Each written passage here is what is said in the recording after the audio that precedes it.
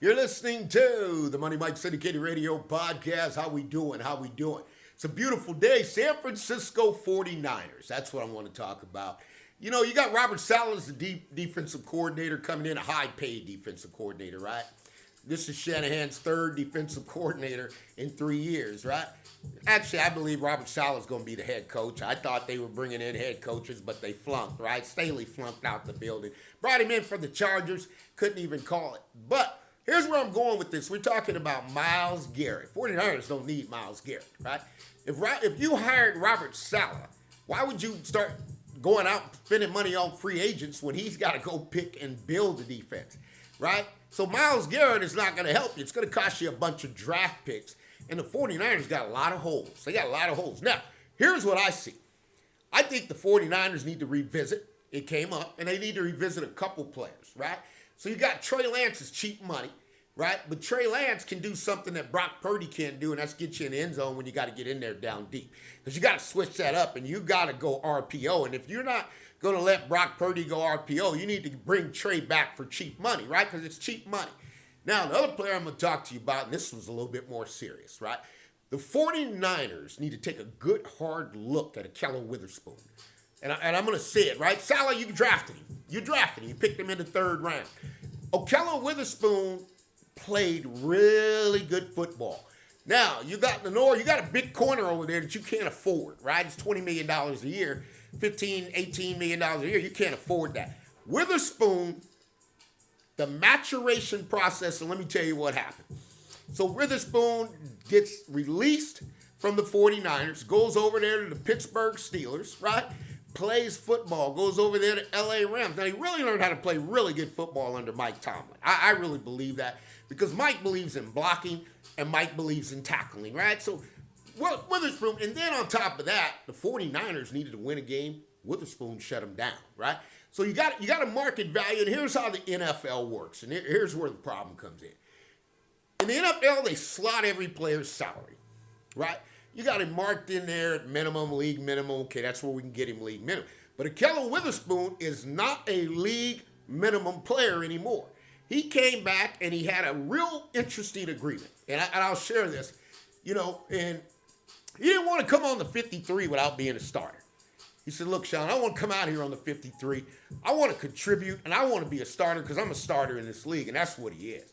Now, he went in there and rode it right on out and showed Ahkello Witherspoon. Okay, 6'3", drafted out of Colorado, third-round pick by the San Francisco 49ers. Now, here's what the 49ers are going to have to do. They're going to have to revisit some of these guys that they let go because, I mean, it showed, it hurt. And right now, you can go out there and bring a whole nother crew of guys in, and I told you, with defense, it doesn't work that way, right? You know, the guys don't even know what kind of soda the guy drinks, right? And I looked at Fred Warner labor his way out. I mean, you got a guy's a champion, Fred Warner, man, and he laid out and he played injured for what? Right? For what? All right, the 49ers, you lost this. Let me tell you what happened to the 49ers so we don't get it confused. In the NFL, you get a bunch of guys on one-year contracts. They see they're not winning, there's no bonus money, they're shutting it down. What you usually see in that scenario with the 49ers, you see a lot of soft tissue injuries. A lot of guys start getting hurt, right? Because they're on one-year contracts and they can't go out there and play when you're 4-8 and just try to play the play. They can't do that. They're not playing for jobs anymore, right? And the 49ers, no, we're not signing. And the 49ers got to get rid of this bad reputation that they have around the NFL, the way they treat players, right? Because players ain't coming to do it.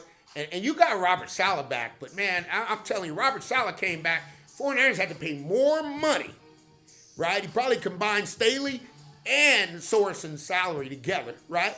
And all this matriculated after you fired Steve Wilkes, right? And you've been trying to cover it up. It's like, it's one of those things like you go in there, if you do something wrong in life and you tell a lie, you got to tell another lie and another lie and another lie. And that's all Kyle's been doing is just going around the circle. Well, instead of saying, hey, you know what? Pete Carroll's the Raiders. Pete Carroll can go on the defensive side of the ball. Pete Carroll can go on the offensive ball. It don't matter. Bill Belichick can go on the offensive side of the ball. He's on the offense so much he got Tom Brady. He got tired of it, right? Because Bill's always jacking Tom up. I mean, Bill would tell a high schooler could throw that. Now, here's the other thing that scares me about the 49ers. I don't know why they get away with this, but Brock Purdy does an audible, folks. I got to keep that 100. You're not going to win any games with a quarterback that can't say check with me. If you look at Brock Purdy on film, this is the Money Mike Syndicated Radio Podcast. We're powered up by Fanatics. We're coming to you dead straight. If you look at film, folks, Brock Purdy does an audible. Okay, and being a DB and being playing at the high level, I can read every play the 49ers have, and every time you run bubbles, all we got to do is get physical corners and roll them up. And that's what Kansas City's beat them 5 straight times. You know why?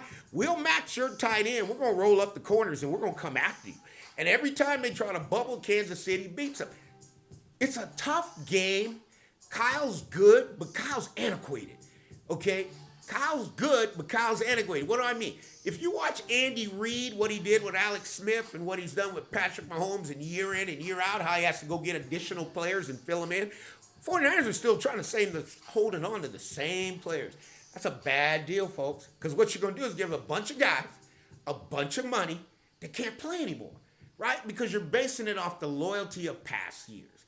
That's not good for the 49ers. 49ers are in a deep draft situation. They don't need to make any other changes. So, and the reason I say that is because in the NFL, it's hard work. 17 games, they just turned them down for 18. They'll get to 18, but guys, I'm going to tell you, that's a lot of work, right? And you got to have guys that have the durability, and you cannot play reckless football, okay? And reckless football with running backs, I'll tell you, I've been around the NFL long enough to know Mike Shanahan and Kyle Shanahan, you add up those two coaches and the number of running backs they burn to. That zone read scheme that you got to cut back into the nutcracker and get you killed and get you injured, it'll get you out the league, right? Because these guys know, man, you cannot do that. That's like saying run on the freeway, get on Interstate 80 and just run out there with the cars. I mean, you're going to get blasted because the linebacker's going to hold you up, right? And everybody knows this on defense. You hold him up, I'm going to take the shot. I'm going to kill him, right? So they're going to hold you up, and then boom, here comes the DB who's just going to flatten you or hit you in the legs and undercut you. And that's a bad deal, man. The 49ers need to stick to the plan.